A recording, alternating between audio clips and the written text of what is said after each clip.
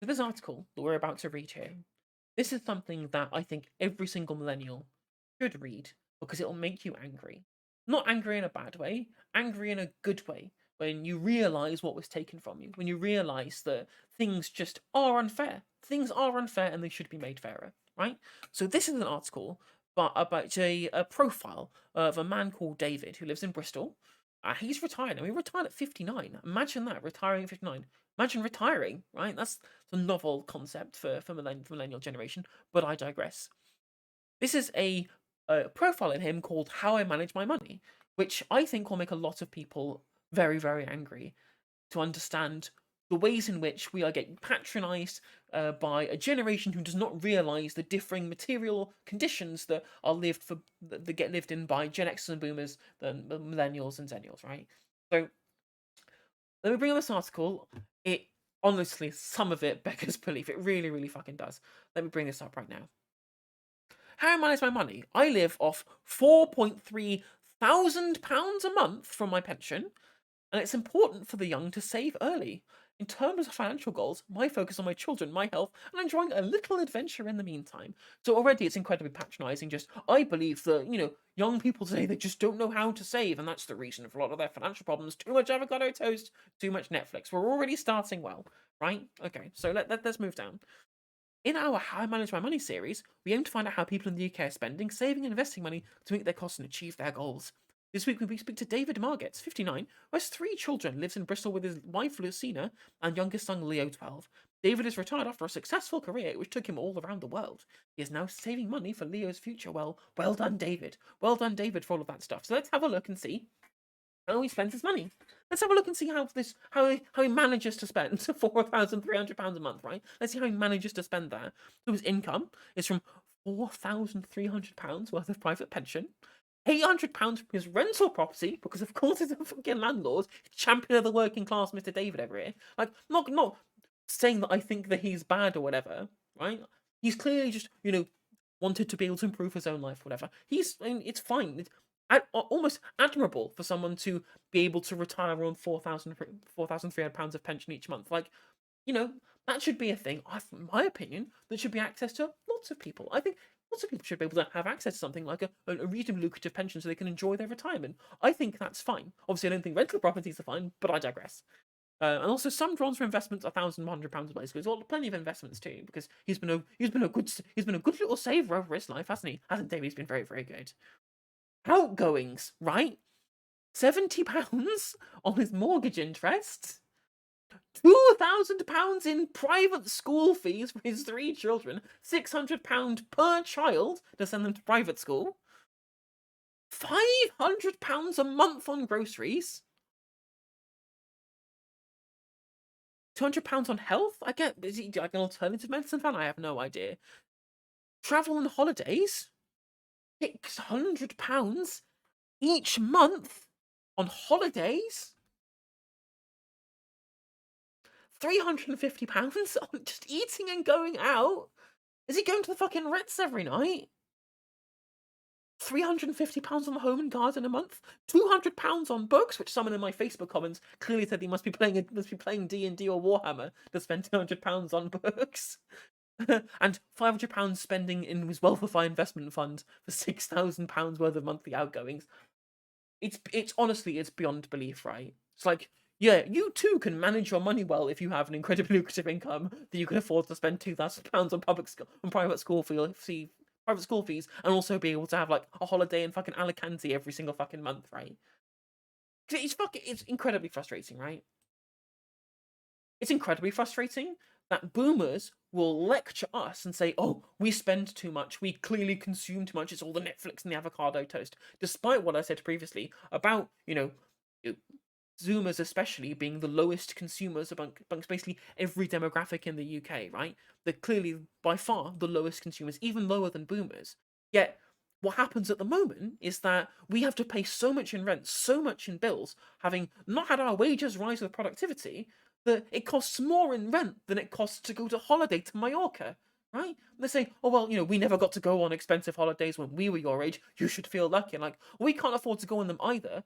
And even though they're cheaper than our fucking rent, it's the level to which they just don't understand, like, the situation of what young people look like at them, but the young people live in the moment. It's just that's patronizing. It is just patronization, and that's all it is. If you see here, like this is what I'm talking about. It's only a recent phenomenon too, as the economic as austerity has kind of reared its ugly head over time. In that previously back in 2000 in the boom Blair years or whatever, the three kind of main consuming demographics, so everyone up to the age of between 18 and 65, all kind of consumed similar, and it's just got wider and wider over time. And boomers, as their pensions kick in, their lucrative defined benefit pensions that they got in the 1780s, as they all start to kick in, suddenly look at their rates of consumption go up as house prices rise and landlordism becomes even more lucrative and even more in even more obvious way to be able to use the value of your property to be able to generate more investment income. As soon as this big disparity increased over time, which, as I said before, is the fault of Thatcher and Blair because of what they did to social housing, now they have so much dispendable income that they're now outspending the people who usually would spend, around the bigger spenders, right? They're outspending young people who are supposed to be, frolicking away money, frittering it away on Netflix and avocado toast. It's just not true. Anytime any boomer tells you that it's true, the reason why Zoomers are so poor off is because they overspend. That's why they can't afford a property. Show them this graph and tell them to fuck off. Right? Show them this graph and tell them that they're wrong, because this is just there is no debate. There is no debate that it's just because young people are poor and they have fewer opportunities and the economy is worse off. And working is not as useful as it is, and money's been poured into assets, and the housing crisis has clearly pinched these people's pockets. It's very, very clear what has happened, right? Any boomer who tells you it's about personal responsibility can fuck off. They can just fuck off, because it's wrong. It's not true. But I digress. That is his outgoings. That's what he spends all his money on. I'm surprised he manages to spend it all, really. I guess when you spend £200 on books a month, you're going to find anything to spend your money on, but whatever. My mother was a refugee from Holland and lived under the Nazis in Rotterdam. My father was a small town in Somerset with a family of 8. So not much money when he was younger. How as a family, we were comfortable, and my parents taught me the value of money. And David. I went to grammar school and got my first part-time job at a petrol station when I was 15. I ended up earning more in tips than my salary by washing windscreens. My father told me to tax myself and put 20% of my salary in savings and leave it. Save between 30 to 50% for big purchases and enjoy the rest. I have followed his advice ever since. Right, okay. So let's talk about the cost of living. Now, obviously, we live in a cost of living crisis at the moment where, necessities are incredibly expensive.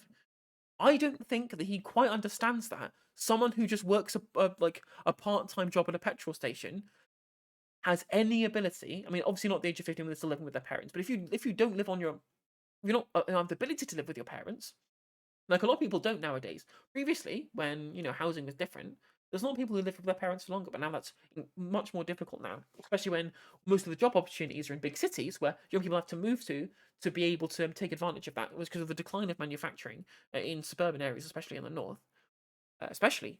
In the north, places like Accrington or whatever, or Oldham, places like that. Now, they are, the cost of living is so high. There is no way any people would be able to, if they are a working class person, save between 30 and 50% of their income each month. It's not going to happen. Like people watching of my age bracket who earn close to minimum wage, right? How easy? Leave in the comments. Maybe I'm just completely wrong. Tell me in the comments, right? If you think that it is reasonable to expect young people nowadays to be able to save half of their income to put it away in a savings account, it's just not possible. It's definitely not possible for me, right? I have a fucking mortgage to pay for now. It definitely wasn't possible when I was renting, which cost more than my mortgage, right? It was crazy shit, right? There's no way I was gonna be able to put money away. No, just no way of doing. It got spent every month because you had to, because bills were high. You had to be able to go to do transport, and wages haven't been rising with inflation with productivity over time. They just haven't. It's frightening disconnect the boomers just don't understand about how wages translate to living expenses in the year of our Lord 2022. And it's why articles like this just come off as patronising nonsense. because they just don't understand. They think they understand this. Have this unwarranted sense of self importance where they believe that they are the wise ones imparting wisdom when they haven't done any research on what it's like to live as a working class young person at the moment. Right? They have no fucking clue. They've not got a fucking clue. Right? Because things are so materially different that they think they can just supplant whatever tips that they had when they were growing up and then just put them onto somebody else when it doesn't work. It's not. We don't live within the same material circumstances where any of this advice is useful, but let's move on. In 1981, I got my first full-time job as a clerk. I then joined the Prudential as an insurance agent, rising to regional manager before I was made redundant. After that, I joined American Life Insurance Company in 2001, just after the 9/11 terrorist attacks in the US. I lived and worked all over the world while setting up my own consultancy businesses and working across Asia. So yeah, absolutely, business owner. No, it's not like none of this advice is any way relevant to anybody who is not somebody who is already like a child who's very born into some kind of well-off middle class environment, right? Like, you're absolutely right, son. They don't want to know. They just would rather be superior because to have to understand the material circumstances of Zoomers and Millennials right now, they would have to admit that they were originally wrong. They would have to admit that they have things to learn from young people, and they don't want to learn it. They just don't. Obviously, this is not a brush I'm painting everybody. This is just a general trend. That's why they keep voting Conservative, because it's in their material interest to do so. When you look at this, what happened when here's like the next paragraph just says it all, really, doesn't it? It says it all. I decided to retire when COVID struck and global travel became impossible. I was able to buy my first home when I was 21 for 12,000. Like, it cost 5 times more than his £12,000 a year job. So it was like 60k for a house when he was earning, when he was earning 12k. But I earn 20k right now. There's no way I would be able to afford A, the deposit, or B, to be able to save up for a £100,000 house right now. There's no way I'd be able to. The only reason I was able to afford this mortgage is because I had inheritance money that I was able to spend on it, right? Like, unless you're born into a position where you're either have material circumstances that are favourable, or you just luck into some kind of mysterious benefactor who can give you the money to afford. It's just not possible. It's just not possible. It's just absolutely not possible. Like, I've always been a big saver, and a younger man, I was very disciplined when it came to saving expenses. I could have enjoyed the journey a little more, but I still have a future ahead of me to do some of the things that I missed out on.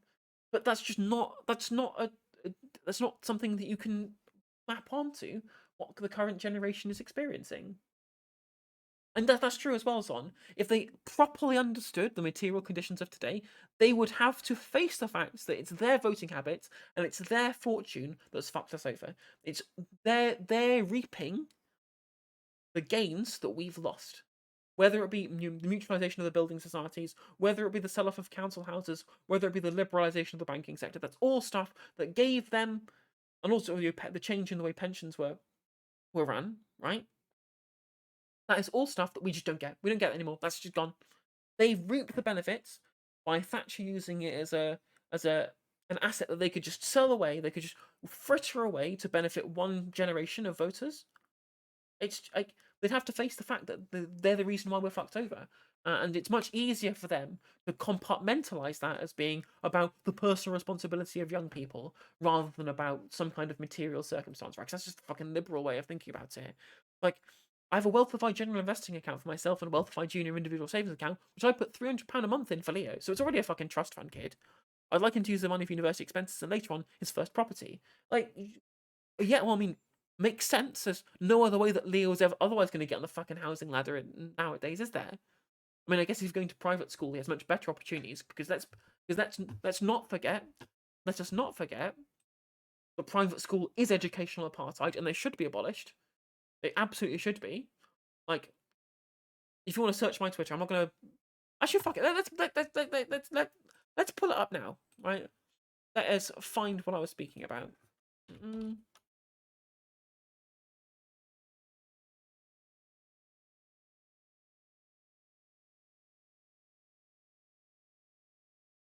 Sorry about the delay, folks.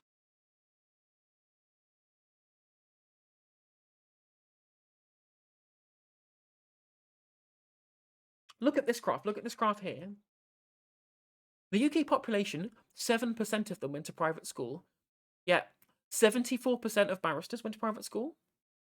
71% of the military members, but that's probably scholarships though, so that's probably not something you should really just take it with a pinch of salt. Like medicine, 61%, journalism, 51%. If you want a good idea, if you want a good understanding of why the corporate media works in the way that it does, is because they want to perpetuate their own personal viewpoints, and the people who are going to share them are the incredibly privileged who went to private school. That's why over half of people who are involved in journalism at this point in time went to private school. Because it's the private school class who benefit from the demonization of the left that it's engaged in by the press. You're absolutely right, Zon. If you think state school isn't good enough for your rich kids, then make state school better by voting for policies that make them better, right? And also by abolishing private schools, that frees up the quote unquote best teachers who get paid the most by these institutions because they have the ability to pay the most. They get then dispersed amongst the state schools, thereby raising the state sector up as well. There is just zero justification for separating children into education by how rich their parents are. Literally zero justification for it, other than let the free market decide. That's it. It's the only reason. How can you call it? They say, well, they need the freedom to choose. I'm like, how is this freedom? How is it freedom that if you're just happen to be born into bad circumstances, like your chance of being able to, become in law, like a barrister or whatever, is a quarter of what it would be for someone from private school, right? How is that justifiable in anyone's mind, right? How is this freedom? How is any of this freedom? It just isn't. It's almost like freedom is an incredibly stupid political axiom, but I digress. I'm drawing income from my defined benefit pension. I have a couple of money purchase schemes when I reach 65 and 70. That's the crazy bit, is that we are paying for his good pension. Like, no one will be able to get the pension that he's got nowadays because it's all defined contribution schemes, right? To get this guy's pension, I worked out with the pension calculator, to be able to get the same pension as this guy, to be able to get the same pension payout as this guy, I would have to retire at 80 fucking 8. 88 on my scheme to be able to get this guy's pension, right? Whereas this guy retired at 59.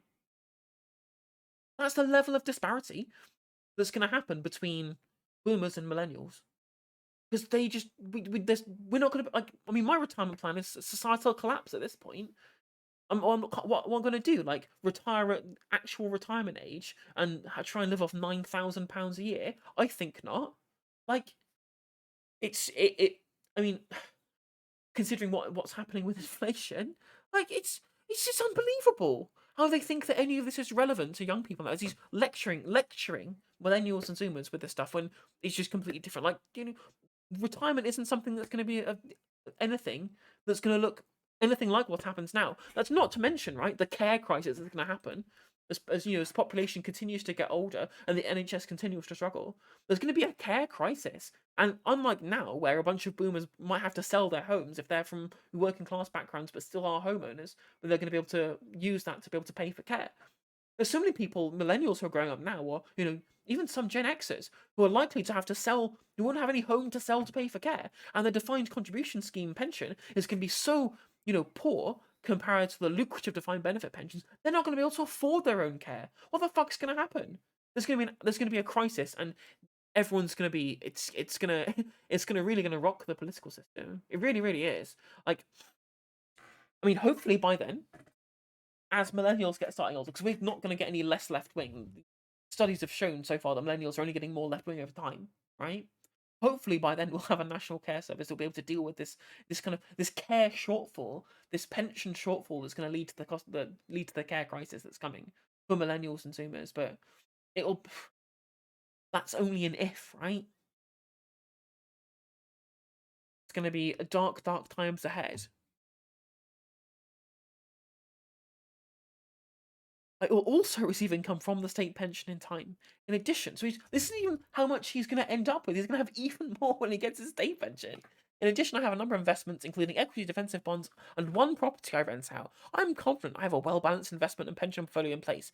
I use income from my pension investments to help pay for things like school fees for Leo. I think it's really important for young people to start saving, investing, and growing a pension pot as early as possible. Yeah, good fucking luck, mate. Good luck, guys. Just get a pension. Just start saving. It's just that easy. Just go out and do it. Well, you're not going to take any personal responsibility and save the money that you have to spend every month to keep the fucking lights on.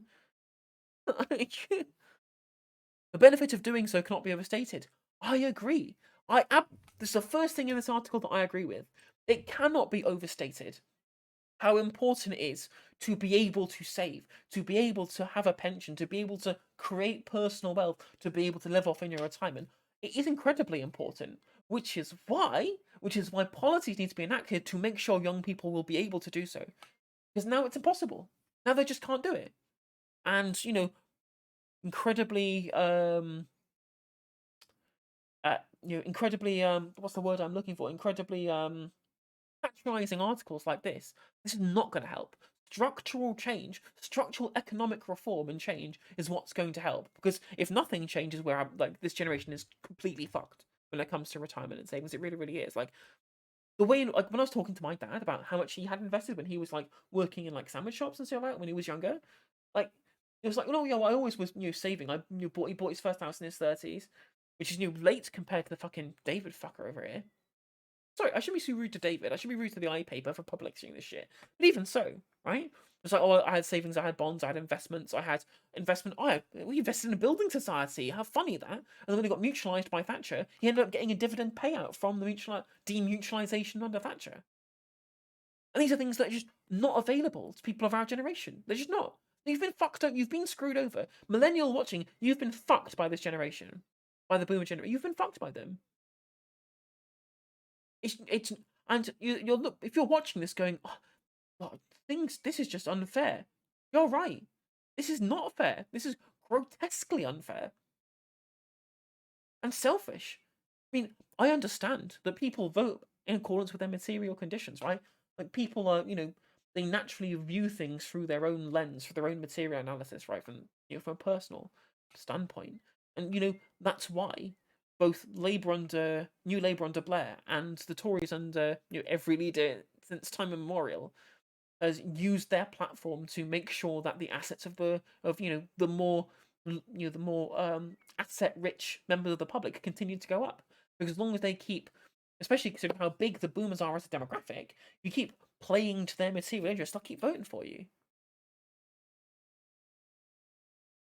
It's why house prices keep going up. It's why we have a housing crisis. It's why Blair never fixed the housing issues, because he'd relied on a bunch of boomers who are tired of the Tories to continue voting for him. Now they all vote nothing but Tory nowadays, and we're not going to get the structural change that we need to make sure that we have the ability to fucking retire.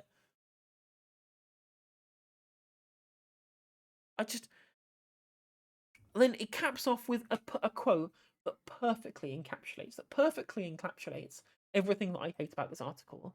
I believe in equal opportunity and individual responsibility. Okay, so first of all, individual responsibility is just code for anything that is a disparity between what happened with me and what happened with you is your fault. Things that you did, and no structure is to blame. That's all that means. All it is a new retroactive justification for inequality. That's all it really is, right? Because everyone believes individual responsibility. Everyone understands that everyone has to make some level to which want to positively improve their own life, right? Everyone understands that. But to have it as your main central thesis of the point you're trying to put across, all it does is scream to me that you want to absolve the systemic issues, and try and make it think like you don't have the privileges, because this guy does. I'm sure you originally grew up from a working class background, as he said, right? Just a big family from Somerset. I'm sure he came up from that kind of background, not exactly much money going around, but the sell-off of public institutions and the way in which money was just gifted away from the public purse to members of his generation in the 80s has led to the fortune that he has today. And that is not something that's ever going to be able to get back. And the society and millennials are worse off for it. By following these principles, I've been able to support my children, teach them the value of money. I mean, by putting money away in a trust fund so that your kid can buy a house, I don't think that's really teaching them the value of money. If we're just like, it's fine, I'll just buy this shit for you later on, it's cool, right? They've never been spoiled. You send them to private school. What is What is you spend £2,000 a month sending them to private school? How is that not spoiling them? What universe? What fucking alternate universe have I quantum leaped into where you spending £2,000 a month on your kids' education isn't spoiling them? I, it just beggars belief. But I've always tried to invest in their futures through education and property purchase. Well, thank you for diverting resources from working class kids to your kids. Right? Because that's all that's going to happen. By hoarding property, like landlords do, hoard more houses than they need, all that does is divert that money away from somebody who could be living in the house as their house, who's now going to have to rent, who's almost certainly, more than likely, going to be working class, right? So all it is shifting resources from working class people's hands into your pockets, because it's a zero-sum game. It is a zero-sum game. I mean, obviously, he's been taught not to think of it like that. I understand that. That's what the prevailing narrative has been, but that's just the way it's going to work. Unfortunately, a property that you take off the market so that you can use it investment is a property that somebody else could have lived in and now won't be able to, or they're gonna have to pay you £800 a month in rent. That you can send your kids to private school, you can buy them a house later on as well, and accrue more asset wealth that you can then keep within your family through nepotism. And that's something that a lot of millennials these days, we're never going to be able to do that. It's just not going to happen. It's been taken away from you by this generation who voted for this shit, right? By those who continually voted for neoliberal policies. You're never going to get this. And that should make you angry. That should make you politically motivated to want to go ahead and change society and get that back, bring things back under public control, have, more private pensions that benefit people of our generation. Because otherwise, I don't know what we're going to do. The crisis will come, and we're not going to have the asset wealth to be able to deal with that, because we're all on the fucking bottom line. I mean, obviously, I'm in the lucky position of being able to inherit enough money to be able to put down a deposit on a house. Right? I'm in a very lucky position. Everyone else, they're not in a lucky position, right? They're still renting. They're still pissing away hundreds and hundreds and hundreds of pounds every month that could be spent on investing like this guy tells us to, or putting it away in savings accounts. But they can't, because they're spending more money than what they'd otherwise be spending on what this guy spends on fucking travel, or eating out, or books each month on rent. And the money is going to fuckers like this. The system is broken. It is our job as our generation to fix that system. So you need to go out there and you need to get politically active if you're watching this. If you're a millennial watching this and you've just stumbled across this video, because I know I'm going to title it every millennial should watch this video. That's what I'm going to title this video when I put up on YouTube. Get politically active. You need to realise and agitate. Because if you don't agitate, if we don't make our voices heard, none of the political establishment are going to listen to what we have to say. Do direct action. Engage in local politics. Engage online. In the public sphere, which is a lot of social media networks at this point, engage with these differences, because so many people from Generation Z do not understand what's been taken from them. Millennials understand. That's why we're more left wing than Zoomers are overall. We understand what was taken from us. We were promised if we go to university, if we work hard, and if we do things that everyone told us to when we were growing up, we would be able to reap the benefits just like our parents' generations did. And we now have been told that we can't, and we should accept crappy pay for crappy jobs with crappy employers with no benefits and a shitty pension, right? We've been told that we have to accept that, right? After doing all of the work that we were told to do. All that future that we were told would be invested in us by society at large, as long as we promised to put in the hard work. That's gone. All that dream has been fucking shattered, right? Whereas Zoomers, they never were sold that dream. Like, they live in a world which was already fucked. Whereas we've watched the world get fucked around us. So lived through recessions, lived through economic collapse, right? Lived through financial crises. So that's why millennials, intends to be more left-wing than Zoomers, and that's what the information shows. Just obviously both groups are very left-wing, but millennials more so, because we understand what was taken from us. We understand it. And this articles like this is what really does put it all into sharp focus, how different things are now than they used to be, and the way in which we need to be able to get politically active to be able to agitate for these things. Otherwise, we're not going to have a future. It's as simple as that. It's as simple as that. So yeah, Or maybe I'm wrong, and all you have to do is save the money that you don't have, put it into an investment fund, be able to save to buy your first house like a little great little saver that you are. Take some personal responsibility and forget all of the systemic changes that have made life incredibly difficult and why the cost of living is so high. Just forget all that. It all is personal responsibility. If you stopped eating avocados toast, if you stopped buying Netflix, maybe you'll be on to get on the house ladder. Like Kirsty fucking Allsop, daughter of a baron, tells us that we should be able to fucking do. But it is what it is. I hope that has inspired anybody watching to want to get involved in politics, to want to get involved in, making the systemic changes that we need to do to be able to create a better world for ourselves. And if you enjoy discussions like this, you can click the subscribe button. You can like the video. You can leave a comment. You can come and ring the bell and see me when I'm live. I'll be talking about this stuff every day. I mean, I'll upload videos every day. I won't be live every day, but I'll be talking about this. I talk about media narratives. I talk about the economic status for millennials and Zoomers at the moment. I'll be talking about all of that stuff, and you can come watch me live on YouTube or on Twitch. Links are going to be in the description box down below. I will upload the segments later on. Please follow the channel. I hope that you do. And thank you very much for joining me if you're watching today, and I'll hopefully catch you on the next one. See you later.